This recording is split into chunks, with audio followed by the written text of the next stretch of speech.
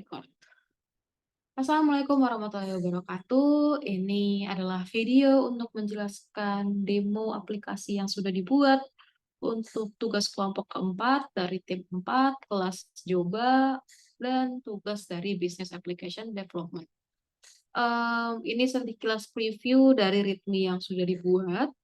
Ada screenshot-nya, dan ada penjelasan apa aja sih yang kita gunakan. Dan jika ingin merunning aplikasi ini, kira-kira kalian butuh NetBeans, Java, database MySQL, dan JDBC driver MySQL connector. Dan ini perlu disesuaikan juga dengan OS teman-teman. Oke, singkat cerita, kita harus melihat dulu ke soalnya kali ya. Jadi apa yang ingin dibahas sebenarnya. Udah ada dokumennya, tapi ini adalah penjelasan lebih lanjut saja. Nomor 1 diminta untuk menjelasin bagaimana mengkoneksikan MySQL dengan Java NetBeans, di mana project soal nomor 2 ini juga ada database-nya. Oke, pastikan teman-teman punya MySQL servernya, yang mungkin umumnya running di 3306. Terus cara runningnya mungkin bermacam-macam, tapi untuk aku sendiri, untuk nge-run-nya, server si port 3306-nya running, itu di XMPP, bisa diklik aja start. Kira-kira kayak gini ya tampilannya. Ini. Ya, tadinya mati ya. Kalau sudah start, selanjutnya apa? Selanjutnya adalah create table, create database. Jadi mungkin aku di sini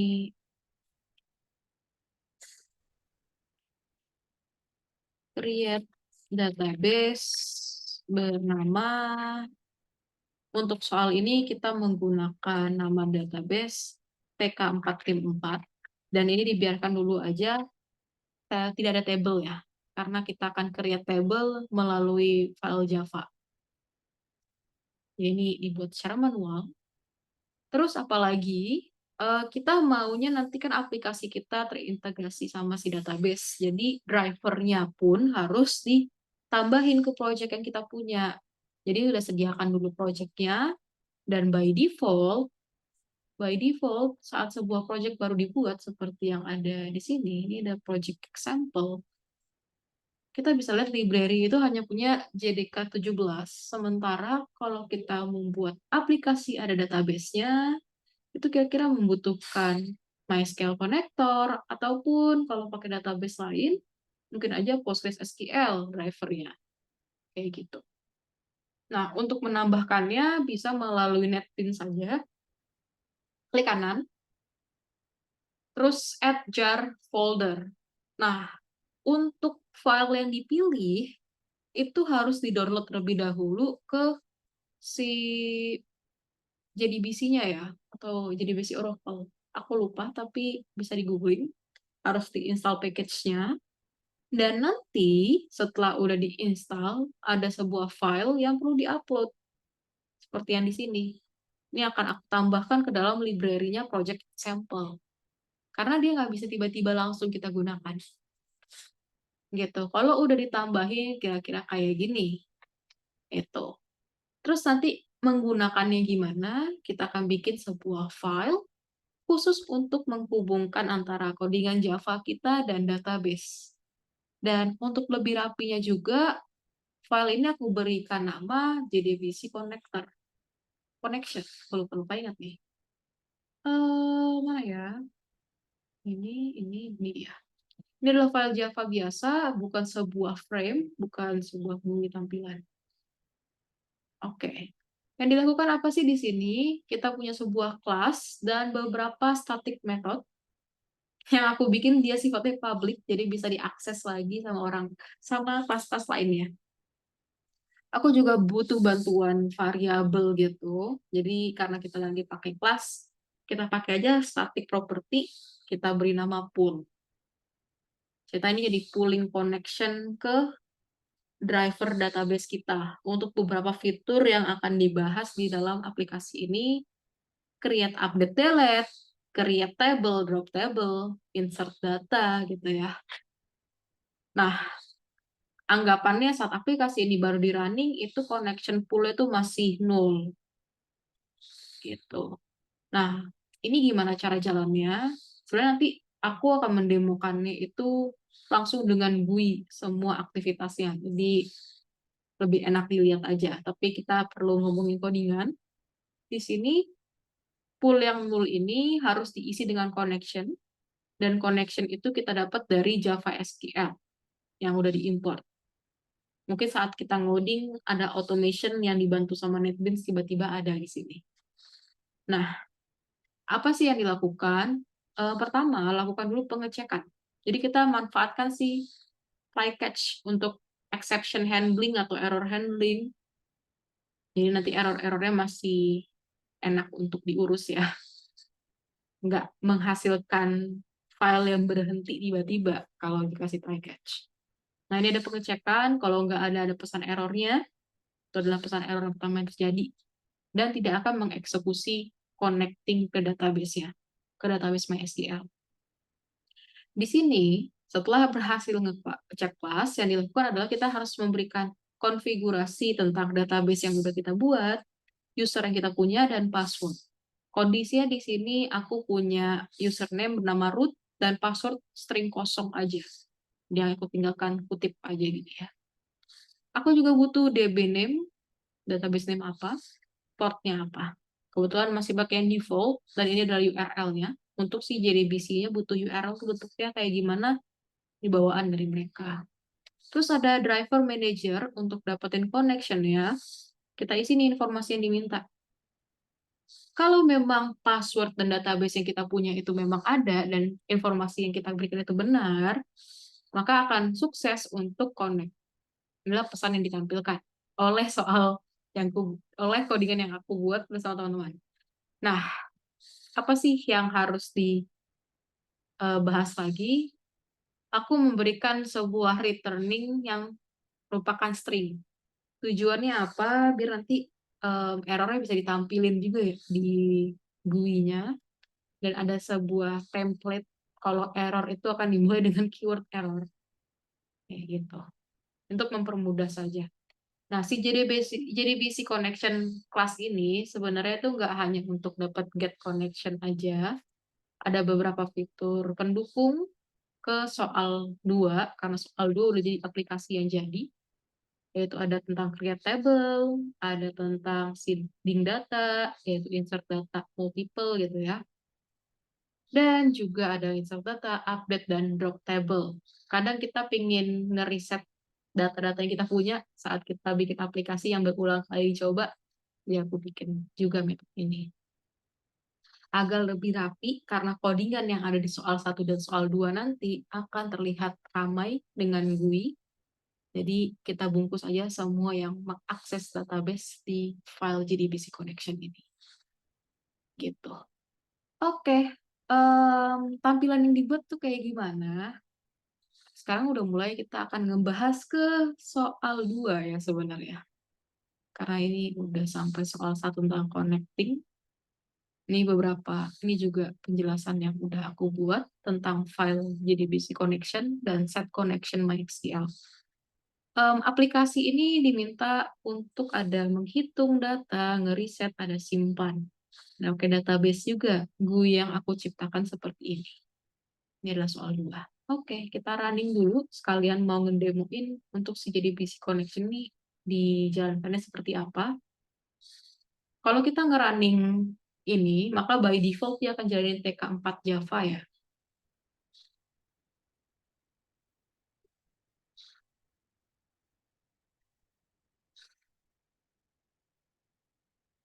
Biar bisa kita bahas sama codingannya sekalian. Oke, ini adalah halaman pertama yang dilihat. Sebenarnya kalau kita ngomongin layer paling luarnya itu siapa, layer paling luarnya itu sebenarnya adalah si TK4 ini. Yang cuma isinya title aja, sama ada desktop pane di sini. Di dalam desktop pane ini bisa digonta-ganti. Desktop pane ini akan diganti-ganti sama halaman soal 1 dan soal 2. Berdasarkan apa hal itu terjadi? Karena bisa terjadi, karena di dalam TK4 ini ada sebuah variabel properti yang terus-terusan akan dicek jika ada penghancuran komponen, yaitu kalau pertama kali halaman dibuka itu adalah soal satu page, tapi kalau misalnya dihancurin nih, ada desktop main component remove yang ngecek nih, oh kalau soal 2 nanti aku ngapain, siapa yang akan aku insert selanjutnya, gitu. Jadi ya terpisah gitu ya. Oke, itu untuk layer keluarnya. Dan di TK4 ini nggak ada koneksi database ya. Database ini akan diakses sama soal 1 sama soal 2. Pertama kali aplikasi jalanin tentu pool-nya itu masih 0. Jadi make sure untuk nge-running si check connection dulu. Tapi kalau nggak dilakukan, apa sih yang terjadi? Tentu kita handle dengan error ya. Ini yang tadi aku mention. Jadi kalau dia error, ada pesan error yang ditampilkan dan aku ada pengecekannya. Gitu. Nggak boleh pokoknya deh. Gitu ya. Bahkan untuk pindah halaman sekalipun, kita nggak izinin. Gitu.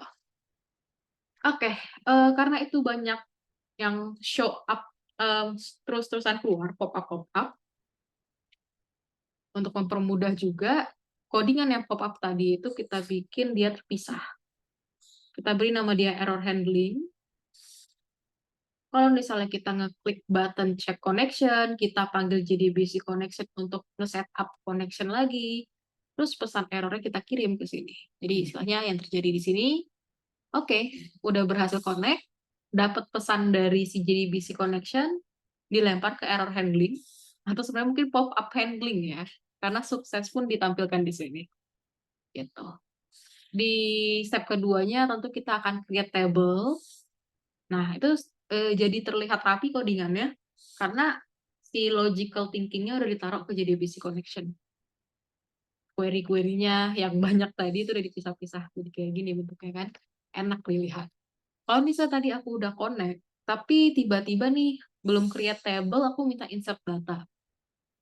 Akan ada pesan error. Gitu. Ini pesan errornya ini asal muasalnya dari si JDBC connection yang di returning lagi, terus di error handling juga di sini.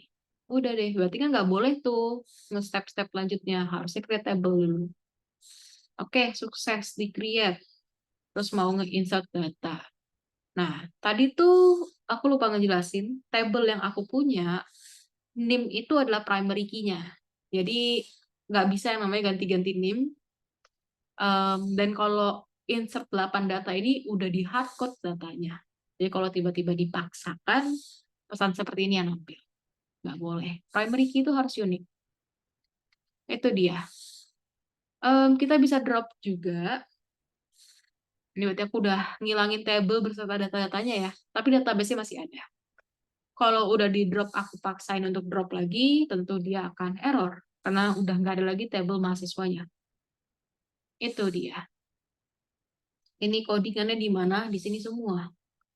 Create table, terus insert data, ini di hardcode nih, terus drop table, gitu. Nah, selanjutnya apa? Pastikan kita itu saat kita pindah halaman ke open soal 2, kita udah punya table mahasiswa, itu paling minimumnya.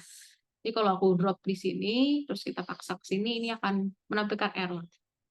Nggak masalah untuk menampilkan halaman soal 2, walaupun datanya kosong sebenarnya. Tapi kan kalau saat ini adalah table-nya tidak ada. Gitu. Oke, berarti dari si soal 1 ini ada sebuah button yang tidak memanggil database sebenarnya, yaitu button change page ini. Si open soal 2. Untuk penamaan table, nah penamaan variabelnya di sini. Oke, berarti yang harus aku lakukan, iseng aja kita connect lagi, create table lagi, insert data lagi, open data, dan inilah 8 data yang sudah di hardcode. Gitu. Nah, ini ada semacam flow yang cukup ribet menurut aku, karena saat soal 2 dijalankan, yang terjadi kita tuh pinginnya di halaman ini tampil data itu, data-data tersebut. Jadi yang kulakukan adalah saat ini dibuat, halaman ini dibuat, termasuk dengan nge-fetch data, list data tadi. Gitu. Berarti yang aku lakukan itu di mana, itu lebih fokus kita akan mengotak-ngatik generator yang udah dibuat sama si NetBeans ya. Caranya itu gimana? Karena kita pakainya si table ini, kalau pengen ngotak-ngatik bagian situ, ini bisa diklik ke kanan, terus kita pakai customize code. Jadi kita ngoding ke sini. Mungkin kekurangannya, nggak enaknya lebih tepatnya, nggak ada automation-nya aja ya. Apa namanya, harus tulis sendiri nih.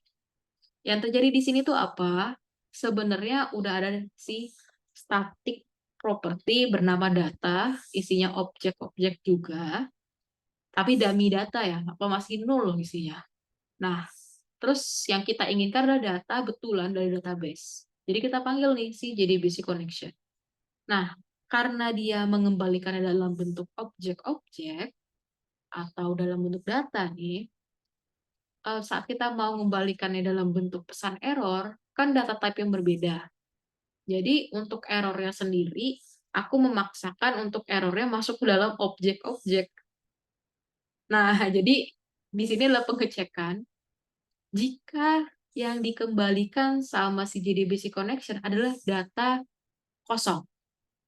Berarti dia nggak error, tabelnya itu ada, tapi dalam tabel itu datanya kosongan, nggak ada isinya. Yang aku lakukan ya, kita kasih template-nya aja, di reassign kembali si data objek itu. Nggak dianggap sebagai error.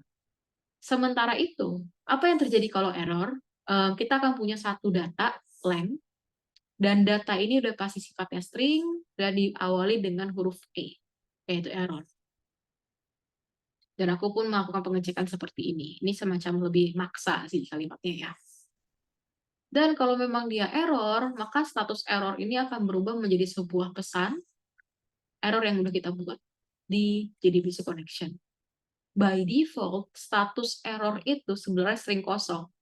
Jadi kayak sistem-sistem flagging gitu ya, true to false gitu, tapi dalam bentuk string pesan gitu. Walaupun dia dinyatakan error, aku nggak bisa langsung dispose di sini, jadi kayak ya udah di generate aja dulu tabelnya. Lalu apa caranya untuk bisa kita anggap sebagai error? Ada codingan yang namanya saat form ini udah tampil, ada pengecekan terhadap status error. Sebenarnya ada error atau enggak? Kalau memang ada error, maka akan ada confirmation dialog untuk meminta balik lagi ke halaman sebelumnya, karena ada sebuah error di sini. Itu yang terjadi di sini. Cuma yang perlu dipastikan adalah status error yang tadinya udah ada pesan errornya, itu harus kita kosongin lagi. Karena kan si static property ini bukan sesuatu saat kita hancurkan, terus dia balik lagi ke awal. Dia bukan instance ya. Jadi manual aja kita bikin jadi string kosong lagi. Gitu. Harapannya saat dibalikin ke halaman pertama, user akan ngeklik connection lagi, nge-create table lagi, dan nge-insert data lagi. Gitu. Udah deh. Itu tentang flow yang menurut aku cukup rumit di sini. Terus tentang table yang aku gunakan, name dan nama itu berupa varchar. Name itu adalah primary key, dan itu berarti unique, dengan 10 karakter. Terus di sini ada nilai tugas, nilai UTS, dan UAS. Kita buat itu integer. Kita anggap kalau misalnya datanya bakal diisi secara digit aja, tidak double. Bukan double, bukan juga desimal. Jadi number aja yang jelas. Gitu. Flow dari fitur yang ada di sini itu adalah create data sama update data. By default, kalau datanya kosong kayak gini, ini nih bacaan di atas bacaannya adalah create data mahasiswa. Tapi kalau ada user yang ngeklik salah satu data di sini, anggaplah Aisudi, maka yang terjadi ini akan menjadi update data untuk NIM tersebut. Nah, kalau misalnya user memaksakan diri untuk mengubah ini nggak bisa. Ini udah sifatnya editable-nya udah di false. Tapi yang bisa dilakukan hanya mengubah nama sama mengubah nilai. Dan hal yang berbeda adalah kalau kita mengubah nilai, rata-rata grade dan keterangan itu harus dihitung kembali gitu. Jadi nggak langsung otomatis berubah gitu ya. Kayaknya harus selesai dulu ngitungnya mau berapa, apa data yang diubah-ubah. Kita bikin aja 90, 10, dan 20. Berarti ini kan adalah 120 dibagi 3 ya. Nah, jadi kira-kira kayak gini nilai ya. Rata-rata sekian, 40 dan 30. 40 dan tidak lulus. Oke, aku nggak mau menyimpan data itu, kita bisa anggap ini sebagai riset. Gitu ya. Tapi kalau pingin disimpan, bisa disimpan. Oke, ini belum dihandle, jadi nggak langsung update, bisa dihandle sih nantinya.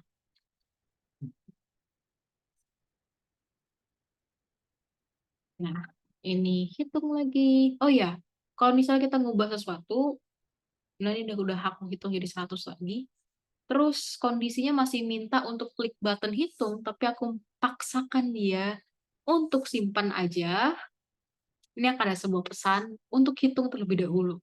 Oke, gitu. Jadi nggak boleh yang salah-salah aja. Hitung. Simpan. Gitu. Sekarang aku pengen nyontohin kalau create. Ini kondisi data kosongan. Kita minta untuk simpan. Dia akan minta isi dong NIM-nya. Oke, kita isi NIM-nya. 10 karakter. Dan dia harus unik ya. Ini namanya adalah, saya agak nggak terlalu kreatif untuk itu. Anggap kita isi nilai tugas ini ada hurufnya ya. Saya kayak gini ya. Ini harusnya jadi sesuatu yang fatal gitu kan. Terus kita simpan. Nah, dia akan mention sebelum dia minta hitung lebih tepatnya ini ya. Dia akan mention kalau kita harus mengisi nilai tugas, UTS, dan UAS itu dalam bentuk integer. Jadi dalam bentuk digit. Kenapa ya? 80, 90, 70. Jadi kalau dirata-ratain, ya 80 lah ya. Gitu. Dan dia adalah B, simpan, datanya bertambah. Ini diurutkan berdasarkan nama, jadi kalau dilihat nanti example di tengah-tengah sini. Gitu deh, itu untuk validasinya. Jadi banyak hal yang dilakukan secara manual untuk soal 2 ini. Cek grading, cek grade ini akan melihat apakah nilai rata-rata, average yang kita punya, itu kalau dia di atas 50, dia nilainya pasti B, dan kalau di atas 60, dia C, dia di atas 80, 80 sama dengan maksudnya ya, itu B, dan di atas 90 sama dengan itu adalah A. Gitu. Terus ada keterangan, aku bikin aja definisinya kalau misalnya nilainya di atas 60 masih bisa dinyatakan lulus. Terus kita bisa lihat ada check average, ini N1, N2, N3, ini sebenarnya adalah tugas, UAS, UTS dibagi 3, karena kan rata-rata dibagi rata ya. Gitu. Ini kita juga punya validate input, dan validate input ini kan sebenarnya adalah instance method, jadi dia bisa langsung ngeakses ke input yang ada di sini, jadi nggak perlu pakai parameter, manually aja langsung ngeakses ke komponennya gitu ya. Udah deh, ini ada beberapa hal yang dicek ya. Length-nya, apakah sering kosong, apakah sebenarnya itu ada angkanya, apakah masih kosong. Ini aku ada kayak regex gitu, hasil googling juga, pattern-pattern. Terus ada, apakah salah satu dari 3 ini, yaitu rata-rata grade sama keterangan, lebih tepatnya aku ngeceknya ke satu hal aja sih, ke grade aja. Kalau bacanya masih klik button, ya berarti ini orang belum melakukan simpen data. Itu harus dimarahin juga, gitu ya. Nah, pesan-pesan yang gagal itu jadi error depannya. Error, error, error. Sementara yang berhasil tuh depannya sukses. Gitu. Nah, apa sih yang rumit lagi di sini? Button simpan itu punya 2 action antara update sama create. Dan itu berdasarkan string yang ada di sini. Jadi create, kita klik ke sini, jadi update, itu dia.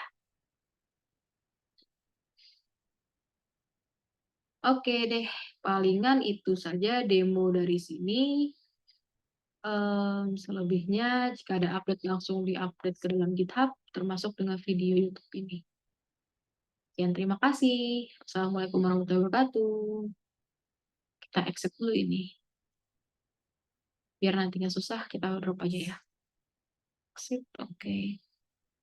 Oh ya, hal lain, ini mungkin kita bisa tunjukin ini. Ini di generate sama Java Doc-nya langsung dari NetBeans-nya. Dia ngejelasin ada file apa aja, terus juga ngasih tahu di JDBC connection itu ada metode apa aja, tapi enggak sejelas yang tadi aku jelasin sebenarnya. Cuma mungkin lebih rapi dan mungkin agak overwhelmed juga karena terasa banyak ya. Juga dia juga ngejelasin bentuk dari komponen GUI yang tadi dilihat itu hierarkinya kayak gimana gitu. Ternyata TK soal 4 itu dibungkus sama internal frame, ada dan etc. etc. Oke deh, untuk codingan bisa diakses di sini. Yang perlu di reminder tadi ya, JDBC konektornya harus ditambahin sendiri dan disesuaikan juga nama database-nya. Kalau ada konfigurasi yang berbeda, silahkan diganti aja. Oke deh. Sekian, terima kasih untuk tugas kelompok 4 dan tim kelompok keempat dan tugas kelompok keempat sudah selesai. Wassalamualaikum warahmatullahi wabarakatuh. Stop share. Ending.